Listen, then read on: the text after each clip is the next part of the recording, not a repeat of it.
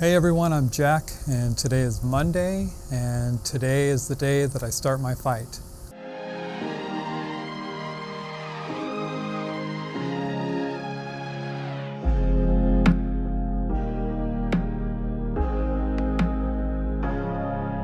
I have called let me take this earplug out of my ear. Today I've called the urologist. They called and left a message. They had my CT scan and a bone scan appointment scheduled. They were going to do it at a hospital that my wife and I don't really care for, and so I spoke up and asked if I could have it at another hospital that we both have an attachment to. It was where my wife went when she had blood clots, and they did fantastic health care on her. And so in the past, I don't think I would have ever asked for scheduling that somewhere else. But now that I'm older, I feel like I have that right to have that procedure where I feel comfortable. She's going to cancel the one appointment, get pre-approval, and move that to the other hospital. The appointment was set for Friday, which was exciting to have it done early. But I would rather wait a couple of days to get it done at a hospital that I feel more comfortable with. I've also made an appointment with a general practitioner at a clinic that I go to. I see a nurse practitioner that I talked about in the last vlog, but this is the actual doctor. I just want to have a consult with him and talk about where I should go from here, the things that I should know, the questions I should ask, things like that. I don't want to go to the urologist and just have him tell me, what it is I should do.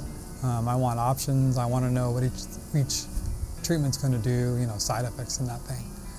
I've spent the morning on cancer.org, fantastic website, lots of information. I've got a paper full of things written down, questions to ask, treatment options, phone numbers to different doctors that I need to know. And so today starts the fight. I woke up, and kind of every day I've woken up and I wake up and I'm like, oh, I'm so comfortable, this bed feels so good, and then about, 15 seconds later I go, oh yeah, I have prostate cancer. I gotta fight this. And it's exhausting and it's kind of exciting at the same time, because it kind of gives you a drive to achieve something that's, pretty valuable, your life, It's now more than just getting out of bed and making some coffee and going to work. It's, doing those things, and then while I'm at work, making phone calls, asking questions, researching things, things like that. So it's exciting and it's exhausting at the same time. So the appointment that we have, I say we, my wife is going with me. The appointment is today at 2:45, so we're going to go see the doctor and try and ask as many questions as we can, and hopefully have him, offer as many suggestions as he can. We were referred to him by a pastor at our church. He's actually a member of the church that we go to, and he's supposedly, according to the pastor, a fantastic doctor. He's a godly man, which will be nice. He takes the time to listen to you.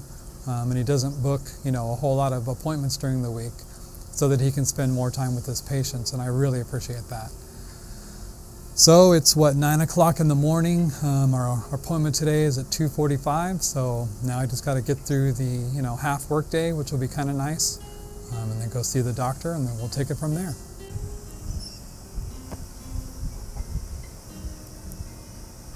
All right, so now it's 12 o'clock. It's time for lunch. And these are some of the things that I read are, good for you. They won't, cause that cancer to grow. Sugar was one thing I read you were supposed to stay away from, that it actually can encourage growth of the cancer cells. And this is just, this isn't a complete list of things, of course, but it is some things that I read, that are good for you. So today we have sardines. Delicious. And we have sweet potato. I don't have any butter or anything on it. Just a regular old cooked in the microwave sweet potato. Avocado. And some cucumber and tomatoes. And then underneath is some pickle. Some fruit. Strawberries, raspberries. And this, I'm going to show you this. This right here is fresh cranberries. It was a bag of cranberries. And my wife has some erythritol sweetener. It's not a sugar. I guess it's a naturally occurring sweetener. And it's good for people that are on low carb diets, low or no sugar diets. And so I just cooked down a bag of cranberries with a cup of water, a cup of the erythritol, and it basically makes like a cranberry sauce. And I had some last night, and oh my gosh, it is so good. It's kind of sweet, but it's so super good. I kind of changed my diet pretty much the day I found out when I got the results. I ate really unhealthy things, lots of sugar, processed foods, a lot of chicken, eggs and bacon and things that you aren't really supposed to eat. My wife is on a ketogenic diet, and she's doing really well with that. But it's a lot of things that now I'm not supposed to eat. So I'm turning into this: fruits, vegetables, and fish. So I just wanted to show you my lunch. I'm going to start scarfing this down because I am super hungry.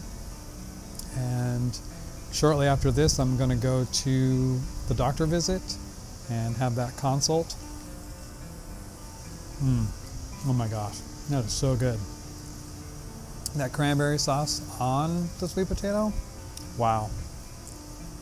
Very Thanksgiving-like.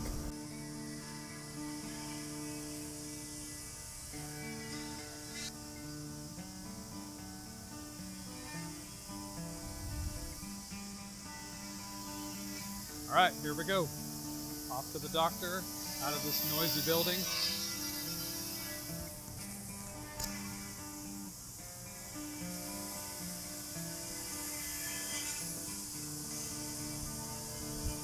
All right, so here we are. My wife came to pick me up.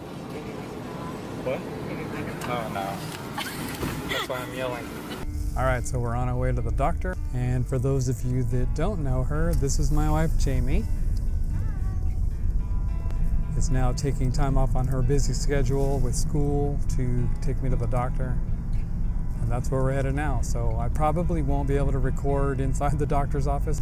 So we're just on our way, traveling. It's a beautiful day. It's fall. I have my coat on.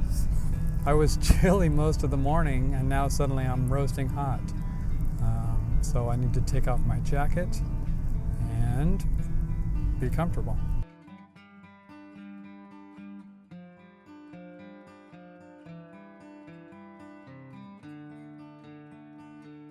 Well, so that went well. We just got done at the doctor's office. My wife dropped me off at my car, and now I'm headed home. We had a list of questions. I had probably 10 or 15 written down, and my wife had a bunch that she wanted to find out from this doctor, to find out, should we get a second opinion? What would you do if you were sitting on this table and I was sitting on that stool as a doctor?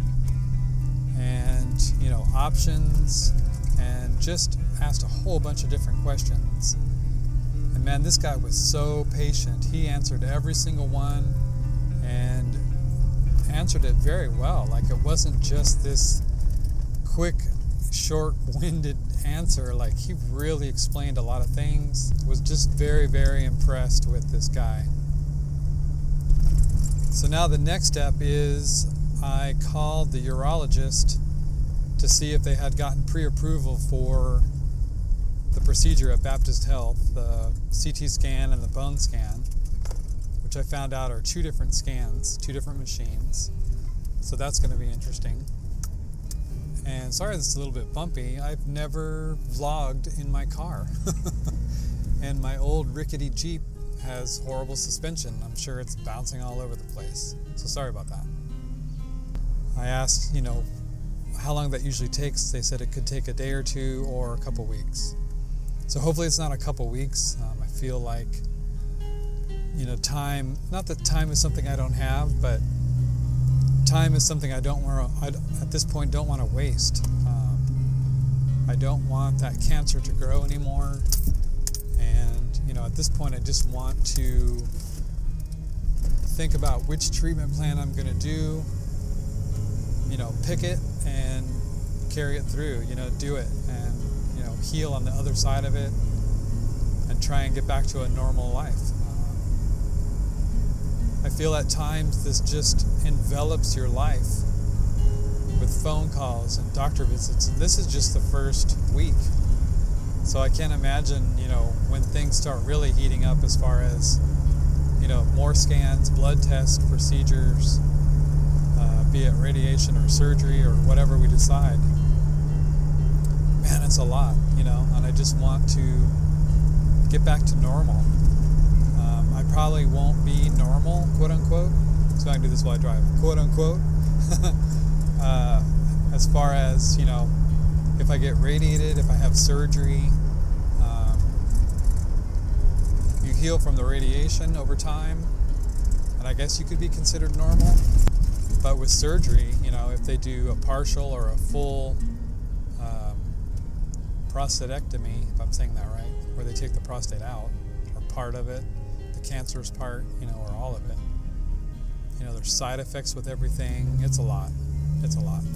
So I catch myself doing what I just did, talking about one thing that leads to something else, that leads to something else, and it just starts spiraling out of control. And next thing I know, I feel like I'm, looking down the rabbit hole, trying to crawl in there and see how deep it goes.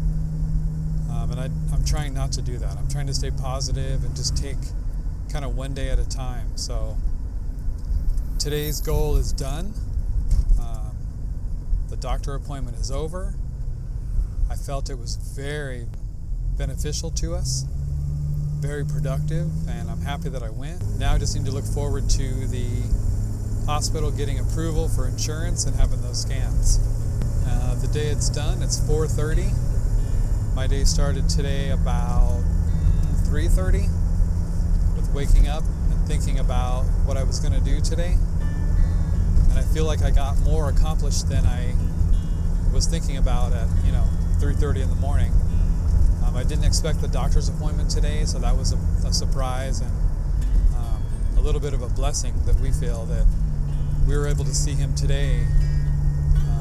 He was booked up until mid to late November, and he had 2 cancellations today, different times. So we were blessed to get one of those. So now I'm just heading home. We're probably going to have some dinner. Jamie needs to do some homework. She's got a big science test tomorrow.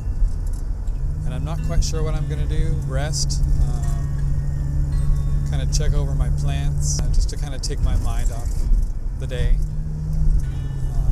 I try and leave it on my mind, but I try and compartmentalize it and put it to the back in the evening to kind of decompress from all the things and do some things that are, not cancer research related.